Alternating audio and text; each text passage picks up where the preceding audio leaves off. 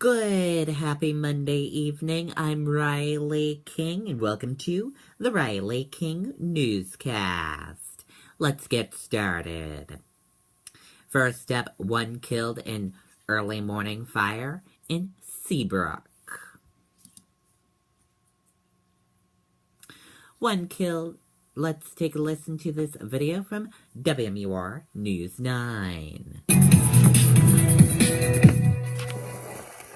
In the early morning hours, the investigation continued into the fatal fire in Seabrook. Approximately 1:15, the call came into our station. The fire was in a ground floor apartment at 689 Lafayette Road, Building 3 of the Governor Ware complex. Upon arrival, just a light smoke condition in the first floor here is what we initial crew seen. The building contains 12 units, according to the chief, and 11 of them were occupied. The first priority for firefighters, making sure that everyone was out. I believe pretty much everybody was already out. We went through quickly and checked the second and third floor and confirmed everybody was out. There was one exception. As firefighters checked the first floor apartment where the fire started, they made a grim discovery as they encountered drastically different conditions. And once I opened the door, there was heavy black smoke in the room. We just came across someone still in the apartment and ended up being a fatality. The fire chief says most of the damage was contained to that ground floor apartment where the fire started. He says residents of the second and third floor should be allowed back in their apartments as soon as the management company gives the okay. Reporting live in Seabrook, Ray Brewer, WMUR News 9. Okay, and there you go on that report.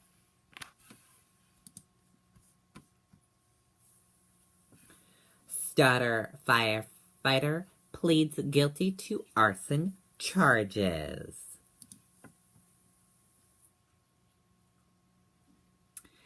Let's take a listen to this video from WMUR News 9.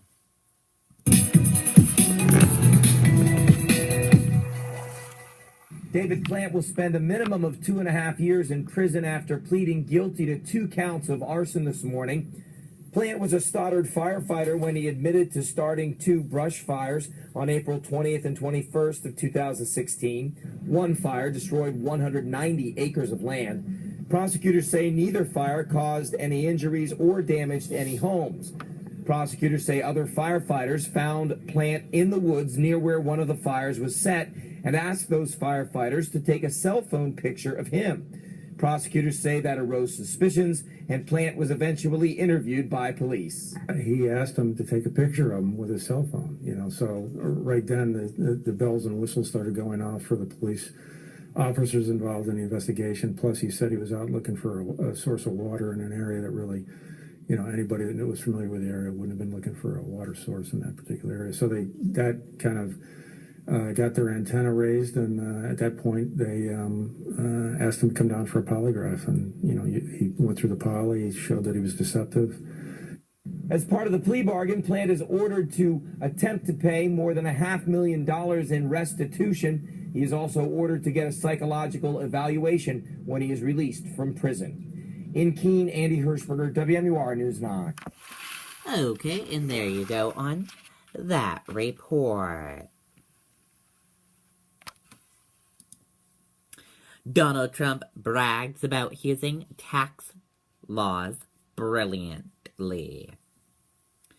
In wake of the New York Times report over the weekend that appears to show Donald Trump declared a $916 million loss on his 1995 tax returns and raised questions about how much federal income tax he paid. The Republican presidential nominee on Monday boasted that he has used the country's tax laws brilliantly.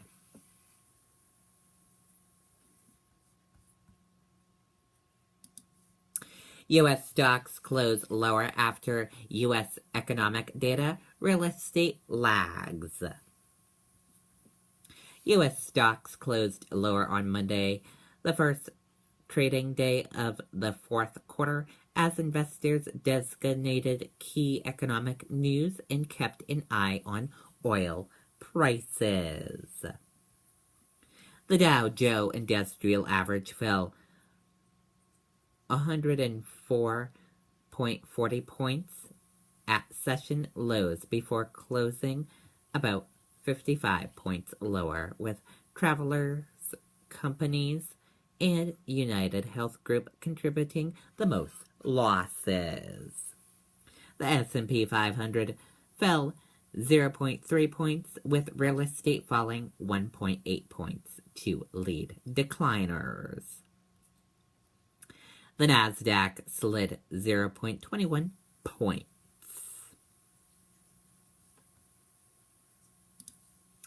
Post-debate, Clinton takes the lead. Hillary Clinton emerges from the first presidential debate with a 5-point lead over Donald Trump in the race for presidency, having narrowed the enthusiasm gap between her supporters and Trump's, and holding broad advantages over the Republican nominee as the candidate with the right temperament and preparation for the job, according to a new CNN/ORC poll.